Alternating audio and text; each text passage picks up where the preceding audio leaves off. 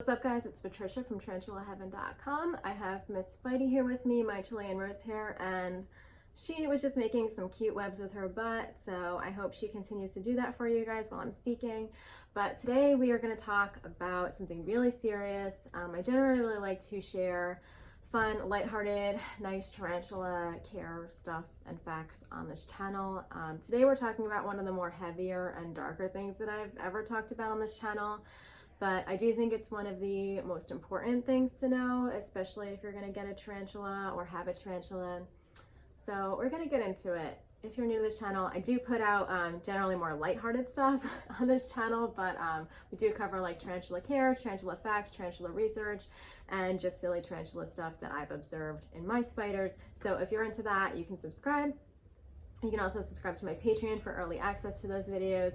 But anyway, today we're going to be talking about how to euthanize your tarantula. So we're talking about spider euthanasia, how to put your tarantula down. And we're going to talk about whether there is actually a humane way to do that. This is an incredibly hard and sad topic to talk about.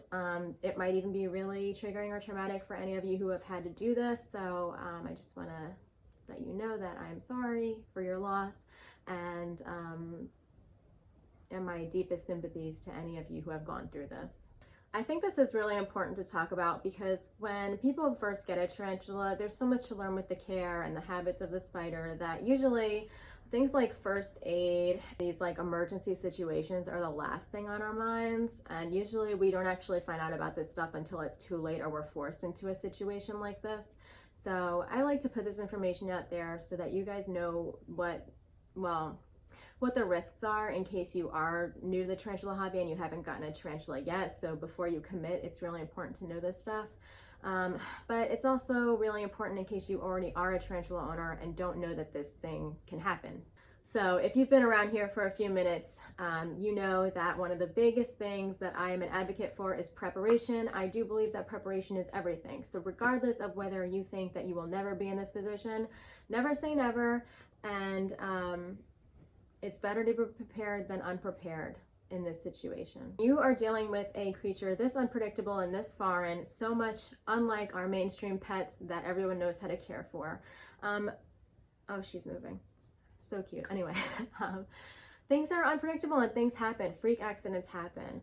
And you might think that tarantulas don't really get diseases and stuff like that, but that's not true. I recently did a video about dyskinetic syndrome, or also known as DKS, and that is a fatal tarantula syndrome that your tarantula could get, and we don't know what causes it. So definitely check out that video so you can be informed. I will leave the link below in the description to that video. But, you know, if your tarantula does happen to get a fatal disease, or they have a life-threatening injury that's not going to get better, or they get sick, you really need to know what to do. Unlike cats and dogs, they have animal clinics, they have emergency vets. Tarantulas don't really have that. Very few of us will actually have access to an exotics doctor or anybody who knows anything about tarantulas. Usually we're kind of like outcasts, or we have very limited people who actually understand these animals or who can help us in an emergency. So you are basically your tarantula's first and last hope. You are their veterinarian, you are their surgeon, you are their doctor. So you need to be super informed about all of this stuff. And this can also mean that you're gonna have to make some pretty tough decisions and you're not gonna be able to consult anybody about it. Now, of course, there have been multiple times where someone's popped into a tarantula Facebook group or arachno boards in an emergency and they've gotten the help that they need, and that is wonderful. I'm so glad these communities exist, but we don't want to be doing that in an emergency. We really want to already be prepared and know what to do so that we can react quickly. So getting on to euthanasia for tarantulas. I sincerely hope that none of you or your tarantulas are ever put in this position. My heart goes out to anybody who has had to make this decision. I hope all your spiders live a long, healthy life and that you get as much time as possible with them. Now, some tarantula owners prefer not to get involved and let nature just take its course, but for some tarantula owners, it is more comforting to believe that they have some sort of control over the situation and that they can put their tarantula out of their misery. That is the last type of kindness that we can extend to our pets. And we do this for dogs and cats, and we can also do this for other animals too. The key thing I want to just say here before I go into all the different ways to euthanize your tarantula is that whatever you choose, be easy with yourself about it. Do not beat yourself up too much about this, especially the first time you go through it. I myself have never been through this. I only have 2 tarantulas and they are alive and well, but I know that many of you have lost a tarantula, and actually being in the position of having to make the decision to put your tarantula down or not, or to ride it out, is one of the worst things when being a pet owner. It sucks, it's heartbreaking, and it might even be traumatic. Regardless of what you choose, just because you're losing a beloved pet, and there might always be some second guessing of whether you've done the right thing or if you could have done something different. Losing a pet is hard enough, but having to deal with it yourself and without the opinions of experts or the guidance of experts and professionals with you, that's an entirely different thing. So no one can tell you what the right thing to do is for you in your situation. So with that being said, I hope this information really helps you, or at least comforts you and helps you feel more confident in case you are ever faced with this situation. So when it comes to tarantula euthanasia, there are a lot of different options, and there are a lot of different opinions about what makes something humane or not. And I'm just going to share all of them with you. The differences in these opinions has a lot to do with the fact that we have very limited information about tarantulas. And there's a lot of limited research. So whether tarantulas can feel pain or cannot has a lot to do with this, and we don't really know the real answers. So I personally believe that some of these options are more humane than others, but this does not in any way mean that I'm correct. So really, I'm presenting this information to you just so that you can make your own decision. So option number 1 is blunt force. I personally think this is the most harsh option out there, but it is also the fastest option out there, and that is why many people believe it is the most humane. And it's not really euthanasia, so to speak, but it's definitely an option for putting your tarantula down if you happen to be in this situation. It's very popular, and a lot of people consider it really humane because the spider dies quickly and probably doesn't really feel anything if they can process pain. And just by the name alone, you can probably guess what this entails. So a tarantula owner will usually drop like a heavy, large object on their tarantula, and I don't know, I myself have even a hard time talking about it, and I think a lot of tarantulas would find this really hard to do or even think about, but this is definitely an option, and it's a very popular one. Another option, which a lot of people do kind of regard as brutal, is the sacrifice. A lot of times tarantulas will take a sick or dying tarantula and actually feed it to the healthier tarantulas in their collection. Now, a lot of other tarantula owners will say that this option isn't humane at all, but I'm also just presenting it because it's something that people do and it's pretty common. The reasoning behind this is that the tarantula isn't wasted, and the argument is that the tarantula is going to die anyway, so it might as well go to the greater good of the collection. And no one really knows how humane or quick or painless this really is. I would argue that just in observing Spidey's eating habits and watching her take down roaches or superworms, that they tend to struggle for far more, and I think that it does take a little while for the venom to take hold.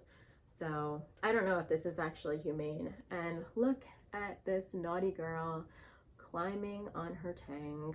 Well, you're getting a good look at her belly right now as a nice little intermission for this heavy subject. I'm glad she's getting down because I definitely need to put more substrate in there for her. So I personally don't think that this is humane, but others do, and that is why I'm including it. It is particularly popular for tarantula owners to feed their mature males that are dying to their female tarantulas. Now we're getting more into the euthanasia part of it.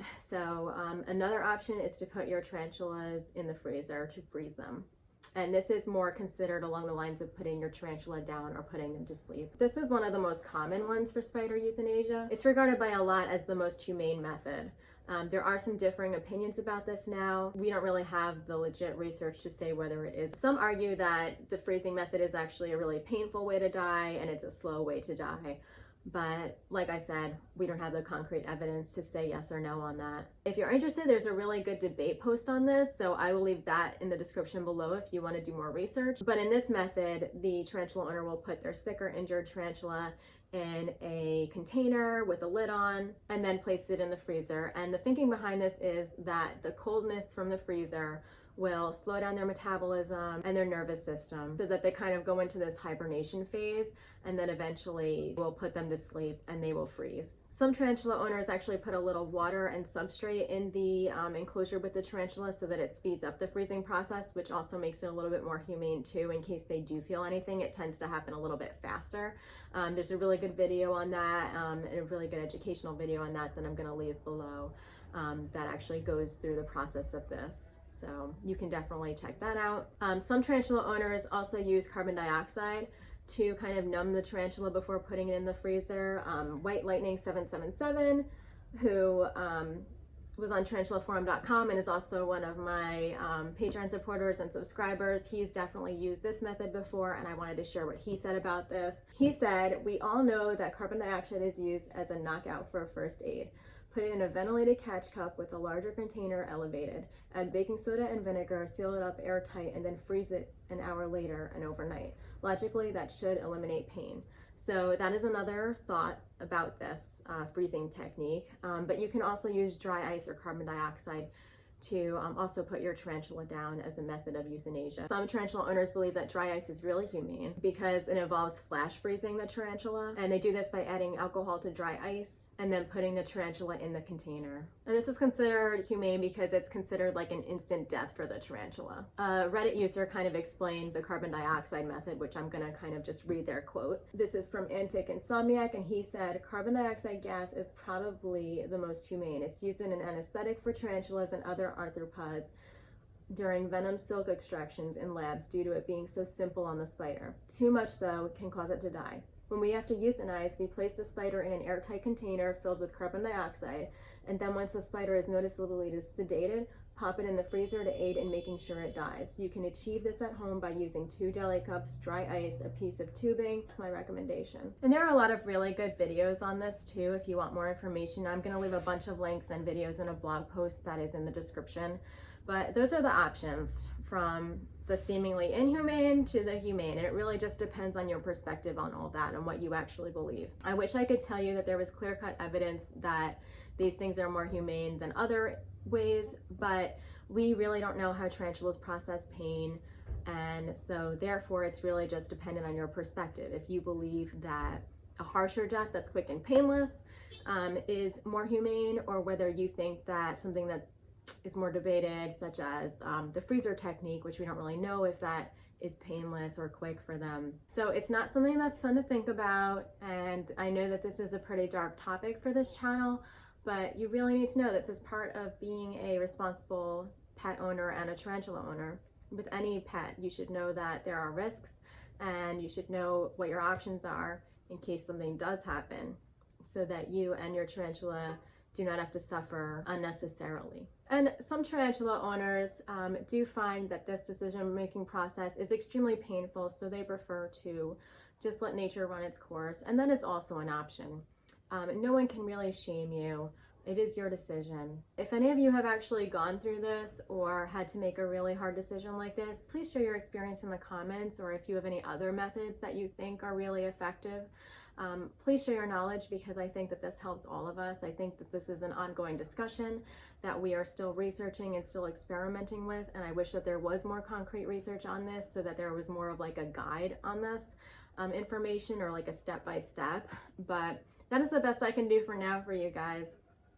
I hope it was helpful, and I hope it wasn't too sad. I mean, I know it is sad, but I hope that it at least helped you feel a little bit more in control when you know your options. If you are interested in learning more about tarantula first aid so that you can perhaps avoid being in this position, you can definitely give my tarantula guide a look through. I'm going to leave the link in the description, and I also talk more about euthanasia in that as well. So yeah, I would encourage you all after this video to check out some more lighthearted videos or watch some cartoons, because this is not something you want to be on your mind. So have a great week, and just try to relax, guys. Have a good one.